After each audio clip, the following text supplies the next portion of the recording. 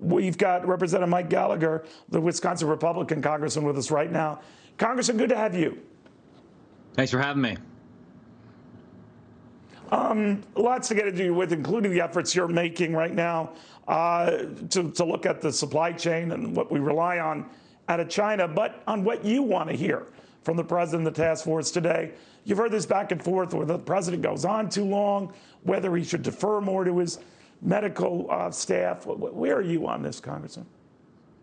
Well, I actually think the White House having these daily press conferences, being exceptionally transparent and being unscripted is actually a good thing. There's been no effort by Trump that I can ascertain to silence Fauci or Dr. Birx or Pence or anyone else in the task force. It may not be as polished as some would like, but it is uniquely transparent. And so I think the more information we get out there, the better. The extent to which he can provide the American people with a sense of what have we learned with this massive investment in testing and contact tracing, because that's our best path out of this. Testing is how you get data. Data is how you produce intelligence, and intelligence is how you win wars. And so I think to the extent the president wants to give us a light at the end of the tunnel and show Americans, hey, we are not going to be forced to be shut down forever. You're making a sacrifice. We appreciate it, but here's the path out of it. I hope he will use today's press conference and subsequent press conferences to do just that. So what is the path out of it, Congressman, in your opinion? Some say a decline in the number of cases, even a decline in the increase in cases and or deaths for 14 straight days. Others say much more testing, to your earlier point, sir. Not the 1 out of 300 we have being tested in this country today, closer to what Germany has, I believe, 1 out of 100 tested there right now. But we need to have a lot more of that before we even entertain easing up on these stay-at-home provisions. What do you think? Well, I think the next phase of this, because let's be honest, we're not going to flip a light switch on and go back to normal.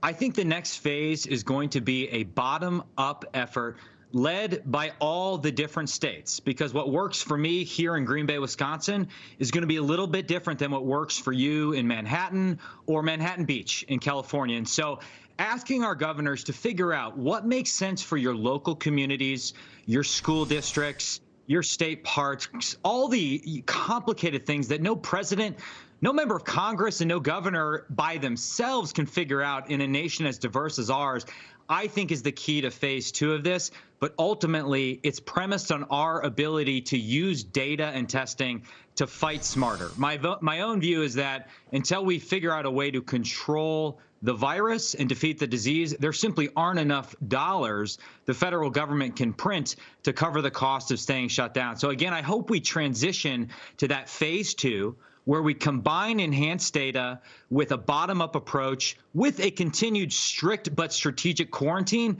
And I think the American people would be willing to sacrifice for longer if we can give them a sense of what's entailed in that phase 2 bottom-up effort.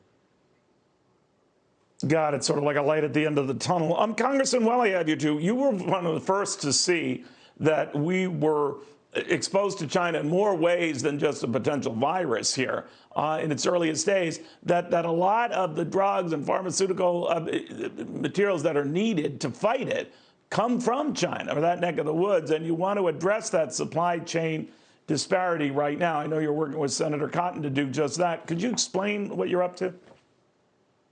Well, I do think the Trump administration deserves credit going back to 2017 for the fundamental premise of their national security strategy and our subsequent national defense strategy, which is to say our primary competitor as we shift away from counterterrorism in the Middle East is China. And it's that competition that will define the next few decades. And certainly what makes that in some ways more difficult or more complicated than our competition with the Soviet Union is that unlike the early stages of the Cold War, in this new Cold War, we are incredibly economically intertwined with China. And particularly, we are now painfully discovering that we are dependent for active pharmaceutical ingredients, or what's called APIs, for over 80% of what goes into our drugs. That stuff is made in China, to a lesser extent India. And we simply cannot have a situation where we are dependent on the largesse of the Chinese Communist Party, which does not share our interests, and have Chinese Communist Party officials threaten to cut off exports of drug ingredients and thereby plunge us into a sea of coronavirus.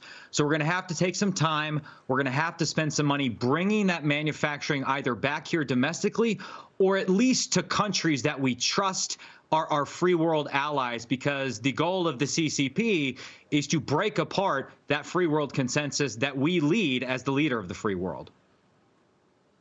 But you got to time it right? I mean, in other words, you don't want to cut off purchases from China before you have alternatives right here, right? Senator Cotton and myself have allowed for a waiver in the short term, particularly as we deal with the coronavirus crisis, to ensure that we're not increasing costs on Americans as we struggle to get through this crisis. So you're absolutely right. There needs to be some flexibility. But at the same time, our legislation sets an ambitious timeline, which is to say shoring up the supply chain, bringing some of that manufacturing back to the United States by 2024. And that may seem very ambitious, but consider the fact that the centerpiece of China's grand strategy is Made in China 2025.